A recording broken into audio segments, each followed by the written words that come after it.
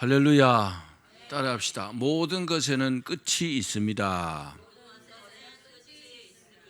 이 제목을 잘 기억하시고 오늘 큰 은혜의 시간 되기를 바랍니다. 오늘은 2023년 마지막 날이자 또 마지막 주일입니다.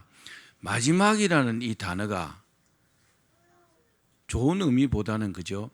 안 좋은 의미가 더 큰 것 같아요. 지난 1년의 시간을 돌아보면 정말 세월의 무상함을 저는 느낍니다. 그리고 제가 가장 크게 느끼는 것은 뭐냐? 여러분 어떨지 모르겠는데 저는 욕심 부리면 안 된다는 것입니다.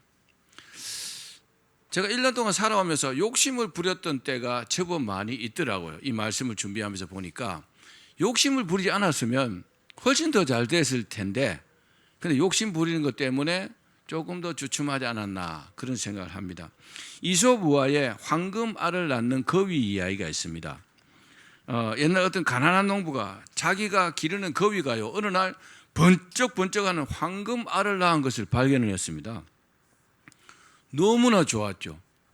아니 거위가 황금알을 낳는데 얼마나 좋겠습니까? 거위는요 그 다음 날도 황금알을 낳았어요. 그 다음 날도 또 낳았습니다. 드디어 농부는요 큰 부자가 되었습니다.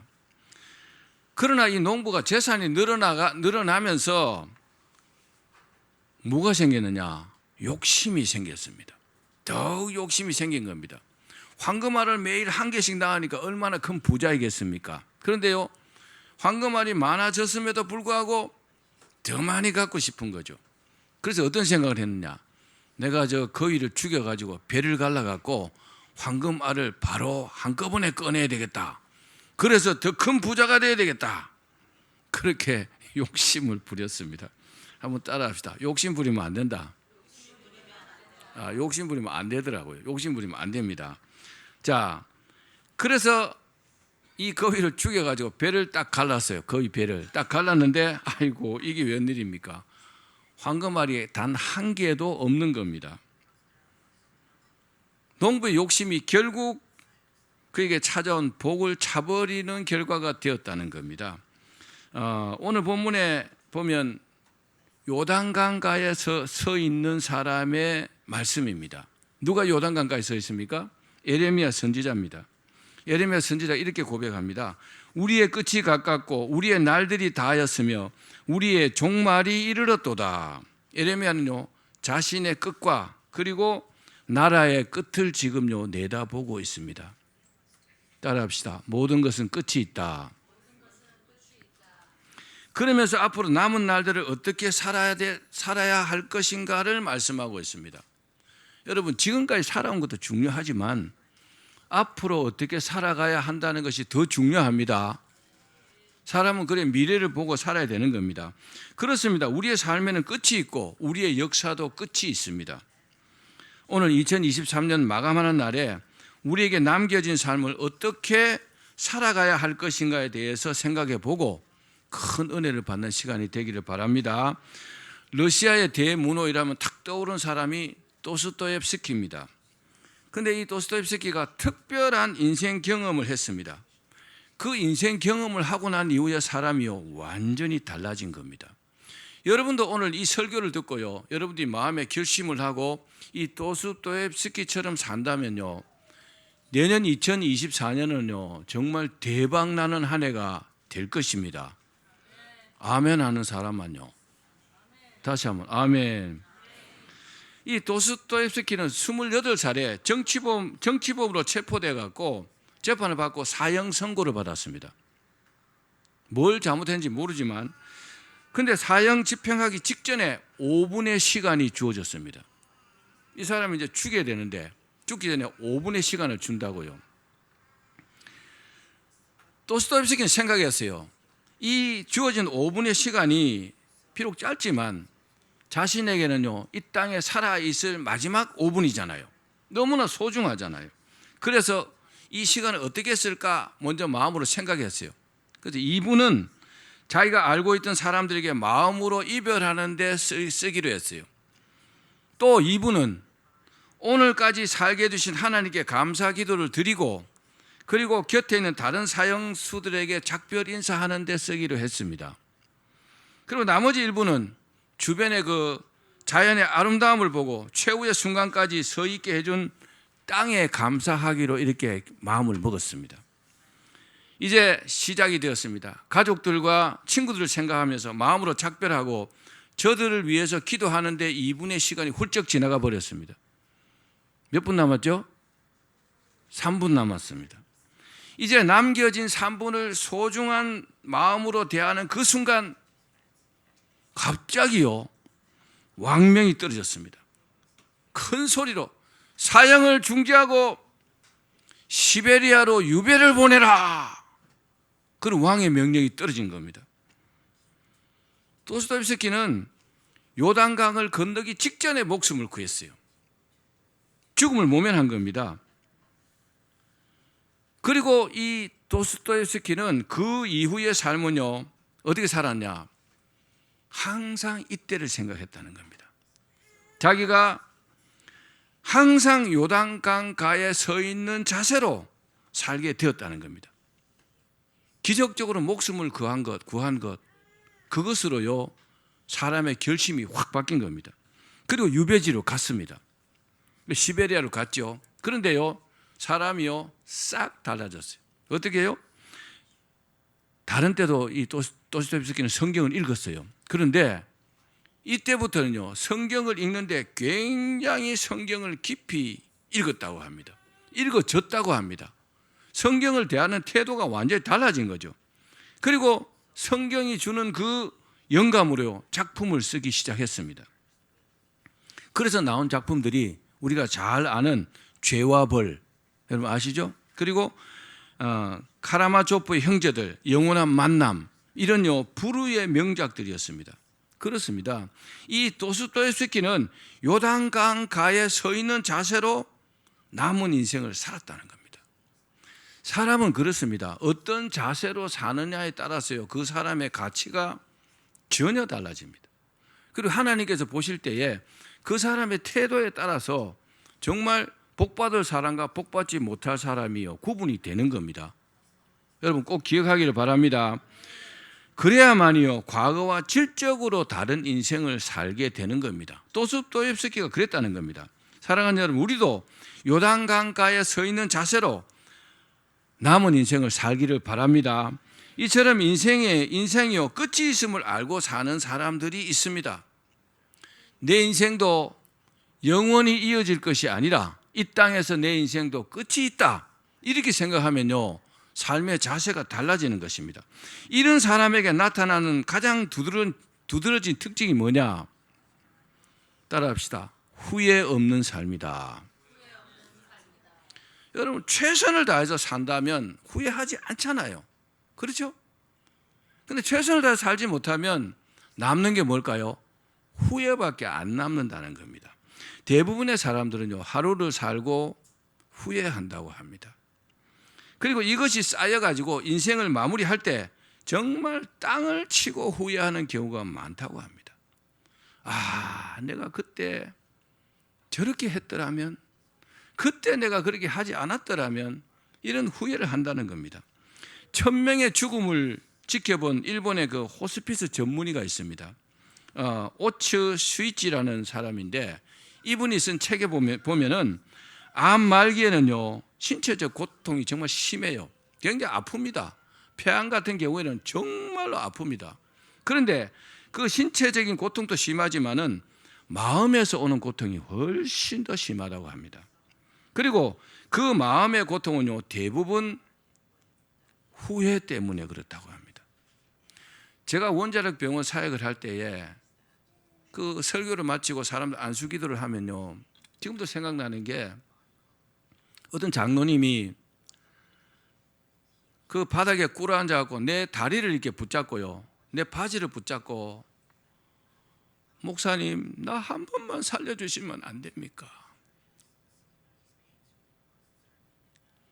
저를 한 번만 살려주시면, 나에게 한 번만 기회 주시면 다시는 내가 하나님 배반하지 않고 정말 내가 최선을 다해서 하나님 섬기겠습니다.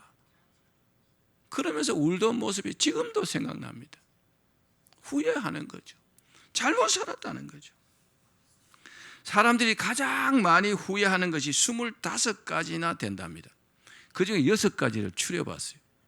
첫 번째, 사랑하는 이에게 고맙다는 말을 많이 했더라면 후회하는 거죠. 또 진짜 내가 하고 싶은 일을 했더라면. 세 번째는요, 내가 조금만 더 겸손했더라면, 교만하지 않고 겸손하게 살았더라면. 네 번째는 내가 좀 더 친절히 다른 사람들을 대했더라면. 다섯 번째는 나쁜 짓을 하지 않았더라면. 그리고 마지막은요, 마지막이 중요합니다. 마지막은 내가 하나님의 가르침을 알았더라면. 그렇습니다. 대부분의 사람들은 이렇게 후회하면서 인생을 마감합니다. 여기서 주목할 것은 하나님의 가르침을 알았더라면 하는 이 대목입니다. 하나님의 뜻을 외면하고 자기 마음대로 살아온 인생을 마지막에 후회하는 겁니다. 여러분, 세상의 모든 것은 전부 다 변합니다. 그런데 하나님의 말씀만은 변치 않습니다. 변치 않고 전부 다 이루어집니다. 그렇기 때문에 하나님의 말씀을 알고 하나님의 말씀을 붙잡고 기도하고 그 뜻대로 하려고 하는 것이요, 가장 인생을 잘 사는 것입니다. 후회 없는 삶을 산 바울의 고백을 우리가 같이 한번 볼까요? 바울은요, 후회 없는 삶을 살았어요. 특별합니다. 디모데후서 4장 7절에서 8절입니다. 시작.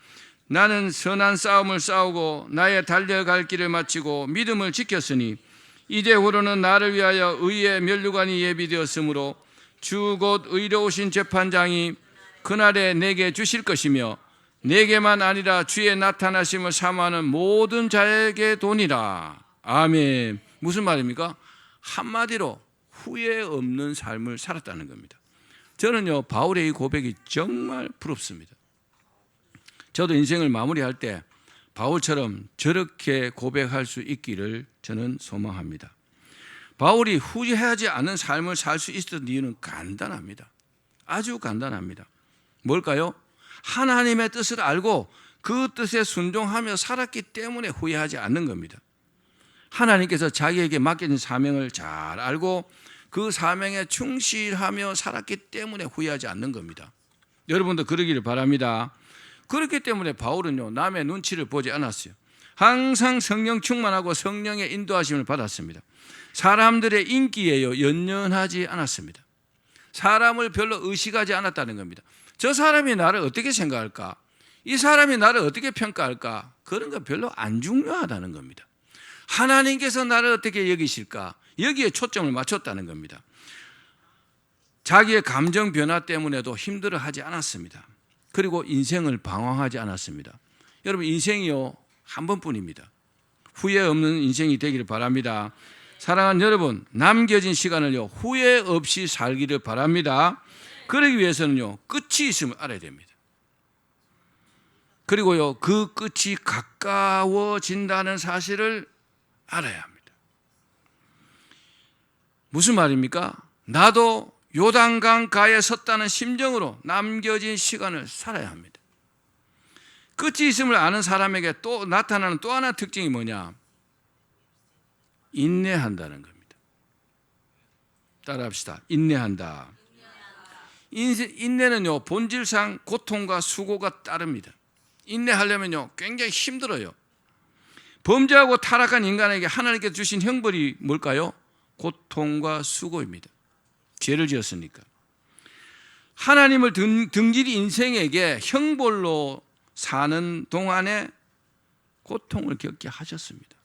죄를 지으면요 고통받게 되어 있어요. 죄의 삭은 뭐라고 했어요? 사망이다 그랬어요. 우리가 때로는 인생의 위기를 만납니다. 그래서 인생길을 뭐라 합니까? 괴로운 인생길이다. 뭐 노랫말에도 그런 말이 너무 많죠. 괴로운 인생길. 찬송가에도 많습니다. 그리고 그 괴로운 인생길을 걷는 세월들을 뭐라 합니까? 험악한 세월이다. 우리가 여러분 괴로운 인생길을 살고 있는 겁니다. 험악한 인생길을 살고 있는 겁니다. 때로는 우리가 인생의 위기를 만납니다. 뭐 때문에요? 원치 않은 질병 때문에. 그죠? 갑자기 큰 병이 왔어요. 또 사고나 천재지변 때문에 인생의 위기를 만나기도 합니다. 지금은요, 지진이나 뭐 해일이나 뭐 산불이나 어마어마한 천재지변이 많이 일어납니다. 뭐 캐나다는요, 산불이 났는데 3개월 동안 탔대요. 우리나라 국토의 7배가 탔대요. 산불이 1000건이나 났는데 600건은 왜 났는지도 모른답니다. 끌 수 없는 불이 나는 거죠. 하와이가요, 불이 나고 다 타버렸어요. 아시잖아요, 얼마 전에. 그죠? 이 천재지변 때문에 그냥 집이 싹 타버린 겁니다. 거기서 막 울부짖는 그 여성의 모습을 제가 정말 안타깝게 봤어요. 저희가 뭘 의도치 않는 거잖아요. 그런 인생의 위기가 온다는 겁니다. 때로는요, 사람 간의 갈등, 이 갈등 때문에 인생의 위기를 만나기도 합니다. 부부 간에도 마찬가지고. 정말 마음만 좀 크게 먹어버리면 아무것도 아닌데 그 갈등 때문에요, 인생을 하직하기도 합니다. 인생의 위기입니다. 때로는 주님의 사역을 하다가, 주를 위해서 사역을 하다가 인생의 위기를 만나기도 합니다. 이런 고난을 당할 때 사람들은 어떨까요? 막 흔들립니다. 인생을 지탱해낼 힘이 없어가지고 무너져 내리기도 합니다. 그래서 포기해버립니다. 그동안 쌓아온 것을요, 한순간에 포기해버리기도 합니다. 심지어는요, 인생 자체를 포기하기도 합니다. 뭐 요 며칠 전에, 그죠? 아주 탤런트 한 사람이 번개탄 피워놓고 차 안에서 자살했잖아요. 그 사람이 부족한 게 있을까요? 물질적으로는 저는 없다고 생각합니다. 그러나 자신을 압박해오는 그 여러 요소들 때문에 견디지 못했어요. 생을 포기한 겁니다. 특히 믿음이 좋은 사람들이 특징이 뭐냐? 견딘다는 겁니다. 인내한다는 겁니다. 따라합시다. 견딘다. 나는 견딜 수 있다. 이 사람들이요, 잘 견뎌내는 비결이 뭔지 아십니까? 믿음의 주요 또 온전케 하시는 이 예수님을 바라보기 때문에 그렇습니다. 특히 예수님께서 십자가를 참으신 그것을 깊이 생각했기 때문에 참을 수 있는 겁니다. 우리가 누구를 용서하는 것도요, 예수님께서 자기를 십자가에 못 박은 자들을 다 용서하셨잖아요. 예수님 생각하면 용서할 수 있는 겁니다. 고통과 어려움도요, 예수님 생각하면요, 참을 수 있는 겁니다. 그렇죠? 우리가 믿는 사람들이라면 참을 줄 알아야 합니다. 예수님께서 십자가를 지실 때는 잠시 지나갈 것이고, 또 자신을 거역한 사람들의 악행도 영원히 계속될 것이 아님을 아셨습니다. 여러분, 영원한 것은 없습니다. 지나간다는 겁니다. 고통도 지나가고 어려움도 지나간다는 겁니다. 힘든 일도 결국 지나간다는 겁니다. 그렇습니다. 우리가 고난을 참으려면 이 고난이 영원히 계속될 것이 아님을 알아야 합니다. 그러면요, 인내할 수 있어요. 그리고 이 고난이 끝이 있고 또 그 끝이 멀지 않아 찾아올 것임을 알아야 합니다. 그러면요, 인내할 수 있어요. 여러분, 터널이 아무리 길어도 끝이 있잖아요. 그와 같은 겁니다. 겨울이 아무리 추워도 반드시 봄이 옵니다. 저는 봄 기다리고 있습니다. 요즘 날씨가 추운데 아이고, 네가 추워봐야 봄이 곧 온다. 정말 그런 마음으로 살아가요. 그렇듯이 우리가 겪는 고난도요, 반드시 끝이 있습니다. 따라합시다. 고난도 끝이 있다. 이 점을 믿고 참고 견뎌야 합니다. 그러면 인내할 수 있어요. 그렇습니다. 요단강가에 섰다는 심정으로 살아가는 사람들의 또 하나의 특징이 있습니다. 그게 뭐냐? 여유를 가지고 자신과 이웃을 돌아보면서 사는 사람들입니다. 바쁠수록 돌아가는 말이 있듯이 우리는요, 여유를 가지고 살아야 합니다. 따라합시다. 여유를 가지고 살아야 한다. 현대는 어때요? 교통수단이 어마어마하게 발달했죠. 옛날에요, 서울에서 부산 가려면은 걸어가면 한 달씩 걸렸어요. 지금은요, KTX 타면 2시간 조금 넘으면 도착합니다. 엄청나게 빨라졌죠. 그리고 또 컴퓨터의 속도도 어마어마하게 빨라졌습니다. 그리고 국민소득도 3만 불이 넘었잖아요. 엄청나게 부유합니다. 지금 웬만한 사람들이 옛날에 왕보다야 훨씬 잘 삽니다. 실제 그렇습니다. 옛날에 왕들은 굉장히 춥게 살았어요. 지금 어떻게 아파트에서 따뜻하게 살잖아요. 그렇죠? 따라합시다. 자신과 이웃을 돌아봐야 한다. 내가 마음의 여유를 가지면요, 자기 자신과 이웃을 돌아볼 수 있어요. 근데 마음의 여유가 없으면 돌아볼 수 없어요. 지금은 과거보다 교통수단도 발달하고 컴퓨터 속도도 빠르고 국민 소득도 높아졌지만은 더 여유가 없는 것 같아요. 옛날보다. 그 이유가 뭐냐? 마음의 여유가 없기 때문입니다. 훨씬 이 사람이요, 부유하게 잘 살아요. 근데요, 이웃을 돌아보지 않습니다. 어려운 사람 신경 안 씁니다. 왜 그럴까요? 마음의 여유가 없는 겁니다. 돈이 없는 게 아니에요. 절약하면요, 얼마든지 도와줄 수 있어요. 근데요, 마음의 여유가 없기 때문에 안 도와주는 겁니다.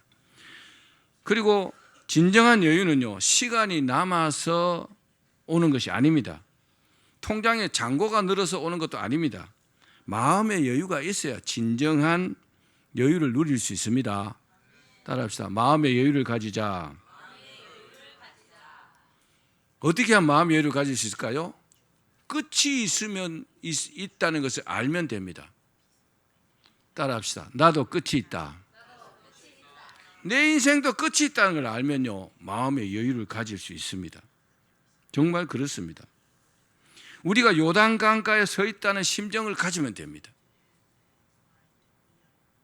벼랑 끝 전술 뭐 이런 말이 있잖아요.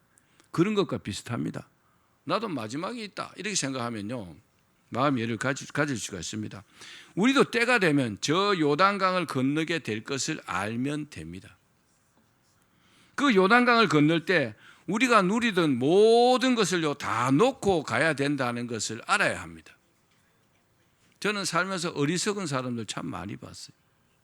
뭐 좀 오래된 이야기인데 자기 재산이 10억 정도 돼요. 근데 동사무소 가서 맨날 얻어먹고 살아요. 그리고 허리가 아파갖고 허리도 잘 펴지 못해요. 병원에 입원해서 허리 고침돼요, 돈 주고.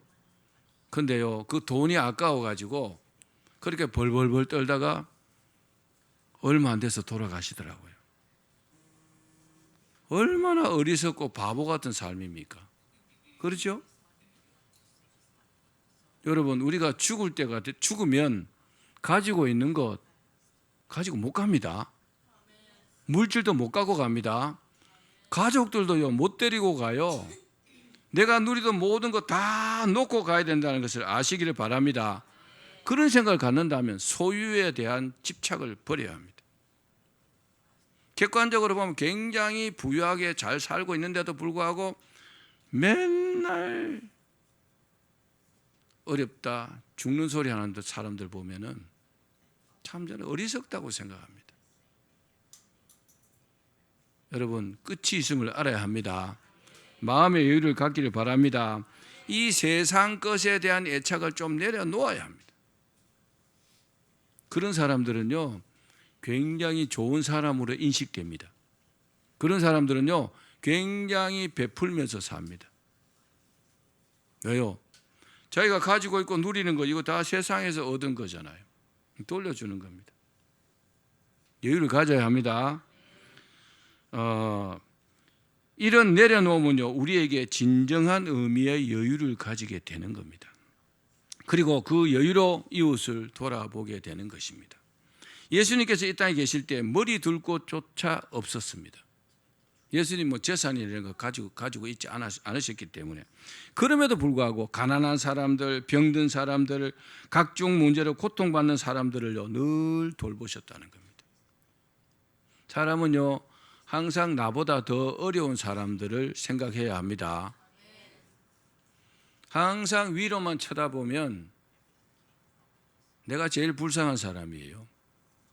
근데요, 아래를 내려다 보면요, 나보다 못한 사람들이 수두룩 합니다.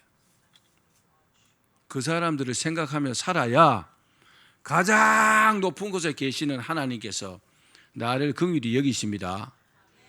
위에만 쳐다보면 전부 다 나보다 잘 사고 더 많이 가지고요, 돈도 더 잘 벌고 더 잘 누리고, 이 사람만 쳐다보면 부러움밖에 더 있습니까?